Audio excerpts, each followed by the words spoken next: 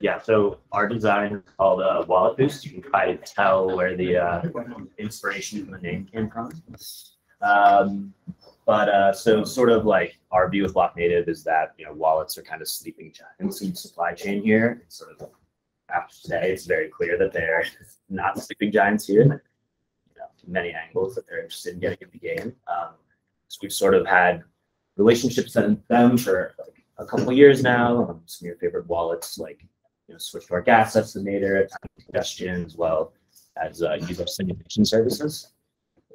So we just started exploring the design space with different wallets, and so like some of the motivations for our design were basically ease of integration.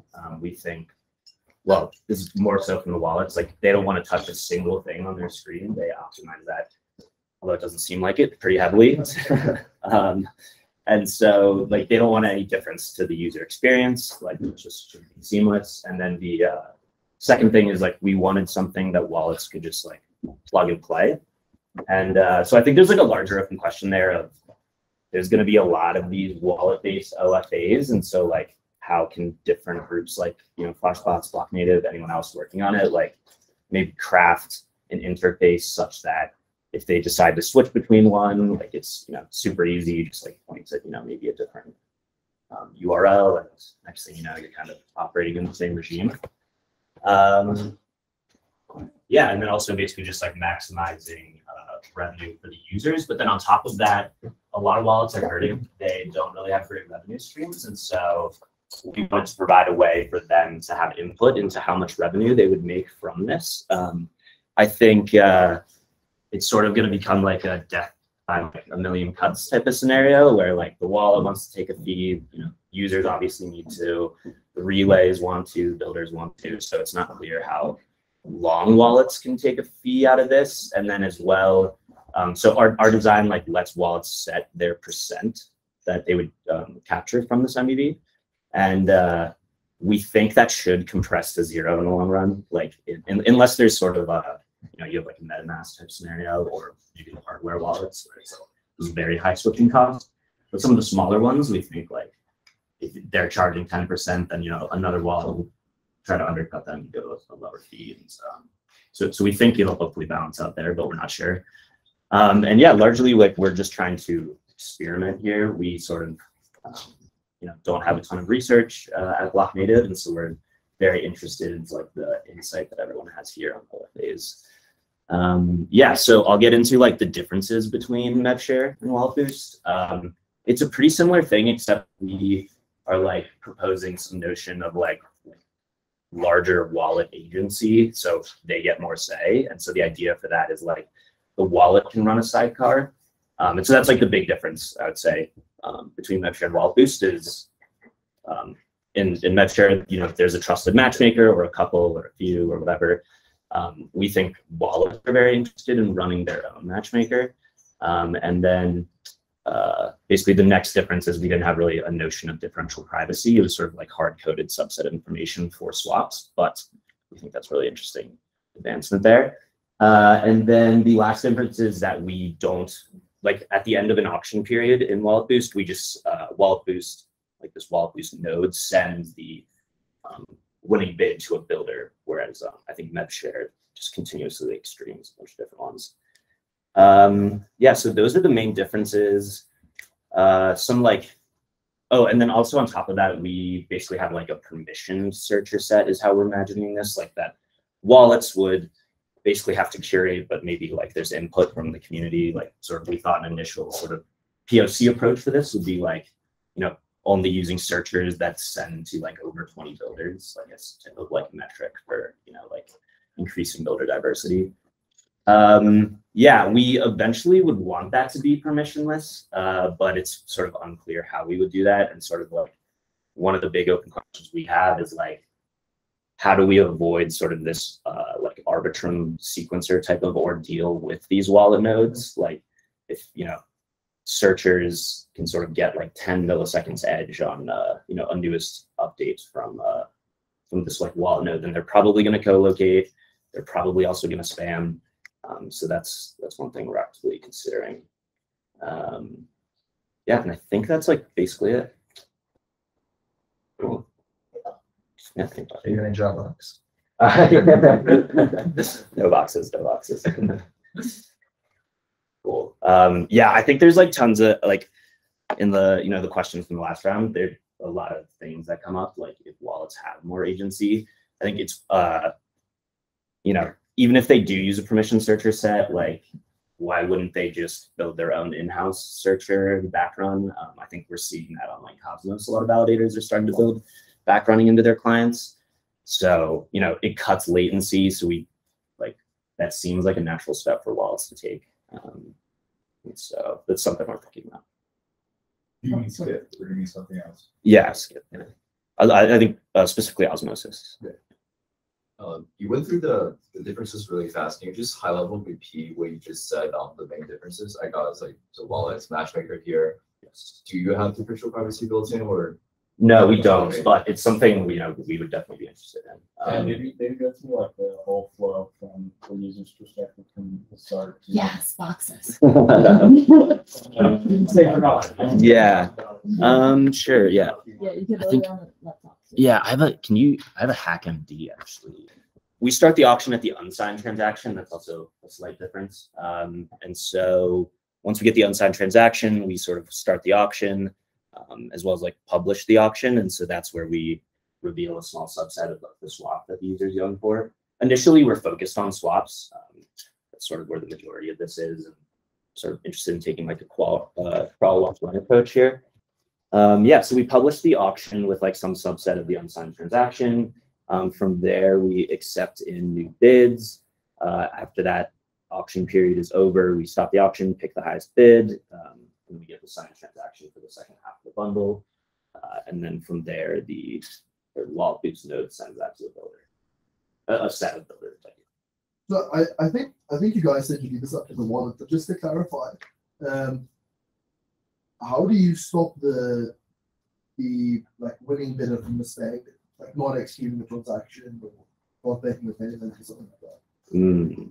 The node operator requests the signed payload from the winning bidder, and the node will simulate it to verify that it's legitimate before it sends it. Otherwise, it will just go through to the next highest bidder. Yeah.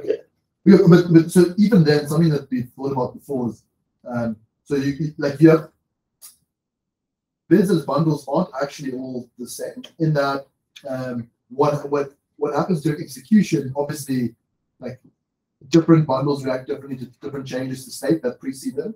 And so you might have someone bidding very high, but because they're bidding so high, they need the state to be very favorable for their bid to make sense. And then the bundle reverts if there are any changes to state that are unfavorable.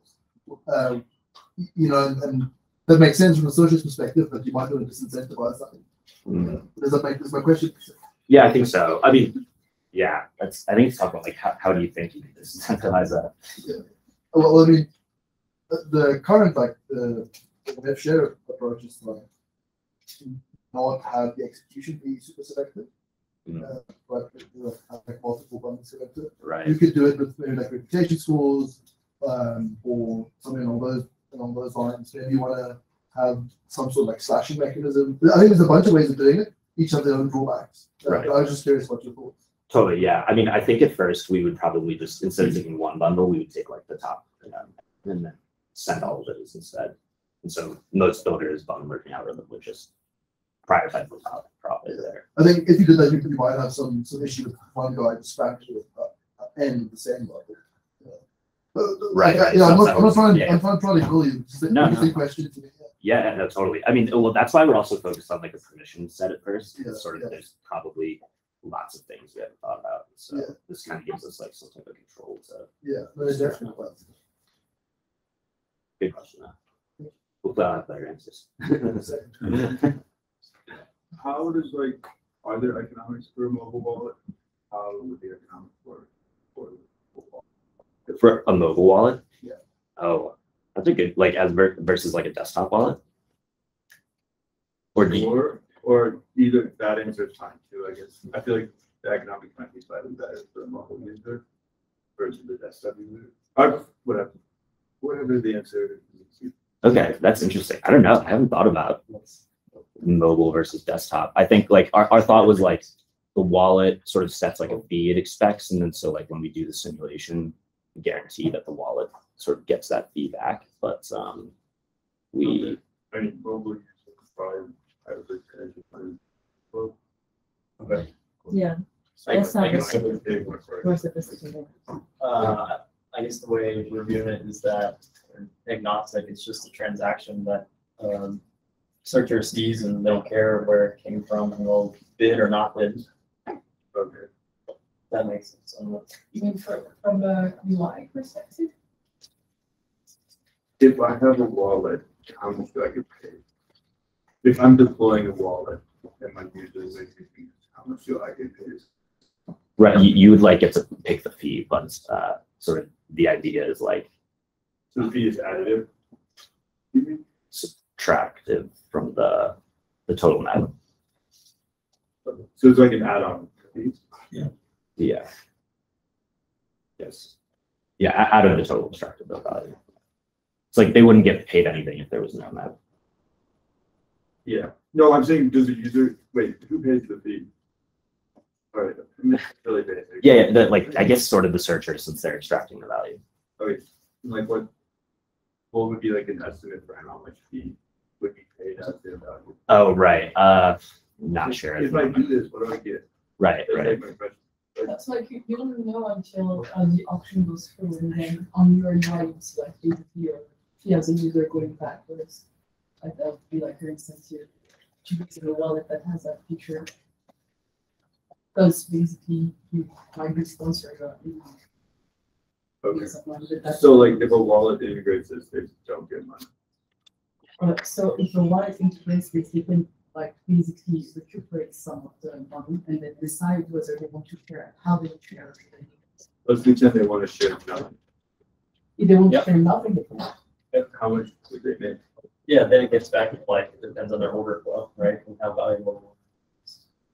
But if I haven't integrated, I don't know that. And if I'm trying to make this decision. So you're saying from the decision of like, do I choose to go with WalletBoost up front before I mean, every company will have to make that. Right. I mean, stochastic thing. So you do some stochastic thing based on the list. yeah, I mean, if Right, yeah, like historical data. the swaps that would happen would be very similar to what happens today. So you should be able to look historically at your the swaps that your users make on your platform and do some sort of analysis to figure out how much MEV is captured, and then you can figure out if that's worth deploying.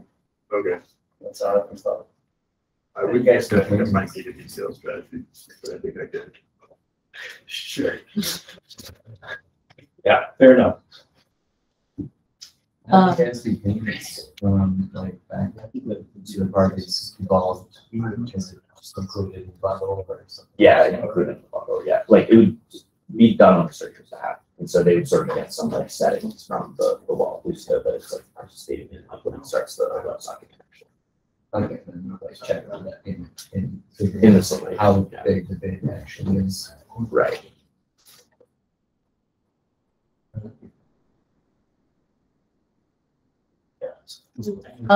Is our roast master asleep? Thought leader? That would be such a good roast though if I was. Oh my God, roasted. Yeah, okay, so now you've heard a few different designs.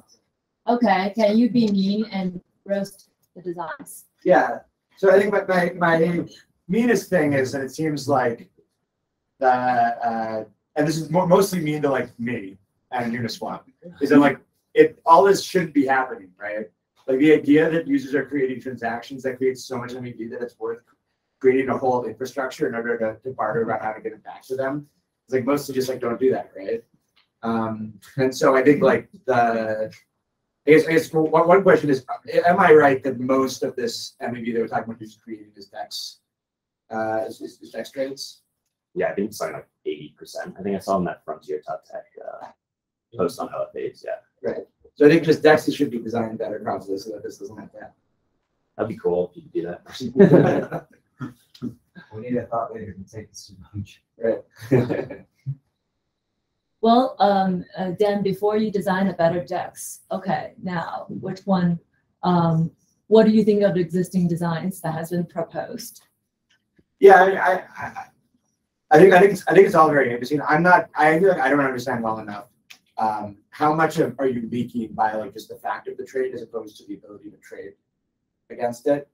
Like when people are buying this order flow, are they looking like just to see the trades and like know that they're happening, or is it mostly about like backgrounding that or kind of front? Right. I think backgrounding, yeah. Right. Yeah, that was one of the things we considered is like you could just watch the stream and not participate in the auction. That's definitely a consideration that we have and a challenge of this, but there's no guarantee since it's at the intent level. There's no guarantee that the transaction ever happens because they haven't signed it yet. So right, it'd be you can just a prove it. probabilistic approach to this order flow. It'd be funny if like apps and wallets started selling information like before the user had clicked on it, just like, oh, they're looking at this trade we're trying to put about to. At the limit, aren't you just selling the same thing, right? Exactly. At the limit, aren't you just selling the same thing, right? And sort of, yeah. Yeah, and I guess what I mean by that is that you see the information and you go and take some action based off of it. But shouldn't you be able to internalize that through selling the rights to back on the trade? Right? Because what are you going to do if there's like a very low trade anyway? You probably buy or sell a little bit more on chain. Right. Well, I mean, if you have the actual trade, then you can have like perfect guidance. You know what's going to happen. And you will only do this. That's it. You're perfect information. Yeah. But could you even front run it if the person signs it, they create a bundle, they send it to the builder, and then you try and front run it? Wouldn't that make that bundle revert? So like how would they both happen? Like you have to take advantage of the information not in Ethereum. I think my point is that maybe there's some amount of information that can be internalized just from the informational value that's being leaked that is separate than the atomic background rights. So I guess, because I think if you're leaking information, then I sort of worry about the trust assumptions and like who you're setting, who the matchmaker virtually is sending this to. But if it's more about just the trade itself, then I think it makes sense. Yeah, I don't know. I think it's reasonable. Like my main roast would be that it's solving a problem that shouldn't exist, but that's not your fault. Dealing with the consequences of your actions. Yeah.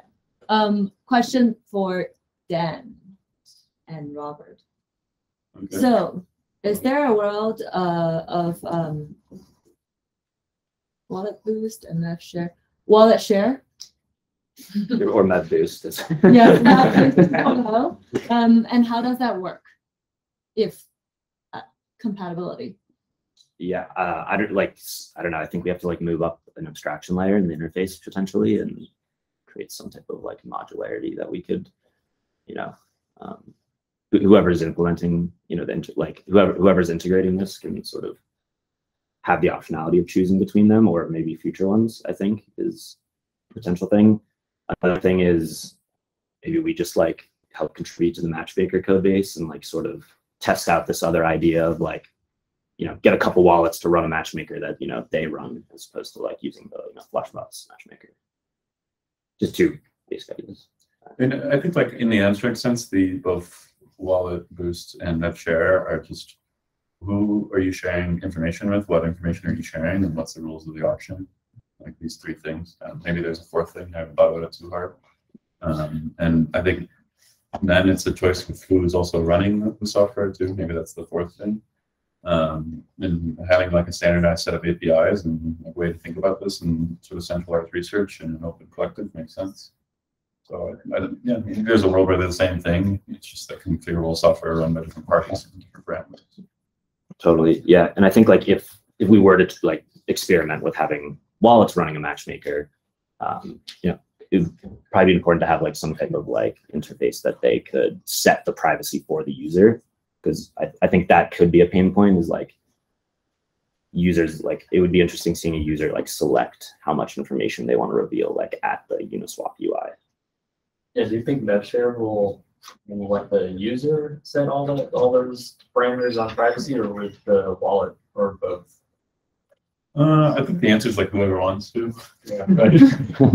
So the end user is like interested in setting, I want to share this particular parameter, and please, if you're running on this contract, then power to them and we'll open up the API.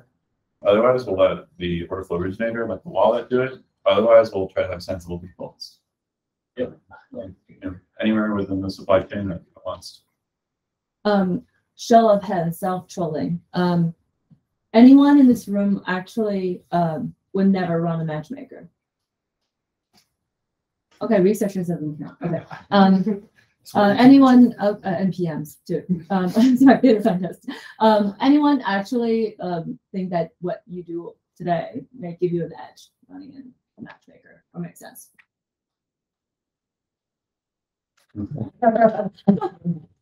Here we go. We see you, Robert. Well, I'm curious, like what edge would it give you? Building the software. Or what edge does it give us, or what edge do I have? You get access to it. Well, yeah, besides the obvious of like seeing the order flow. What makes you equipped to run it? Yeah, Yeah. that's how I. Yeah, it will make you equipped to run. We're an infrastructure company. We can also manage running a matchmaker. Yeah. High trust High simulation. from the ecosystem, plus Okay. experience running infrastructure like this, plus we're designing the software. Yeah, no, I definitely get it. Once phrased that way. Yeah. Yeah, well, I mean, I think there's gonna be like a similar issue with like the relay where it's like, you know, a lot of infrastructure, and unless you were profiting from it, it's like, why run it? Yeah. Yeah, so are you guys, like, what's the P&L split for the bits for the wallet on Blocknative? We weren't planning on taking like anything. Okay. Yeah, so, you know, they wanted to give us stuff, that'd be cool. We more just see it as like, it's a pain point wallets, and I mean, particularly like revenue. Yeah.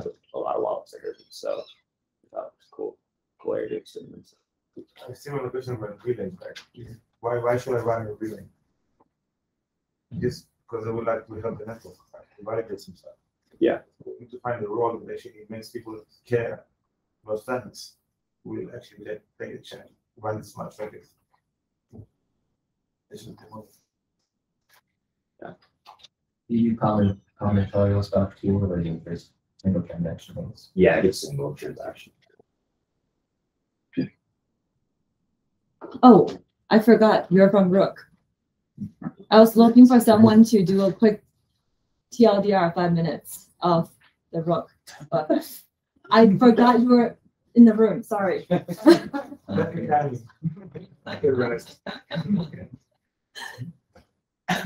Would you like to stand up? Just Which job is just a I little. can just not. Sure. Wherever. Thanks for the improv. The whiteboard was lonely.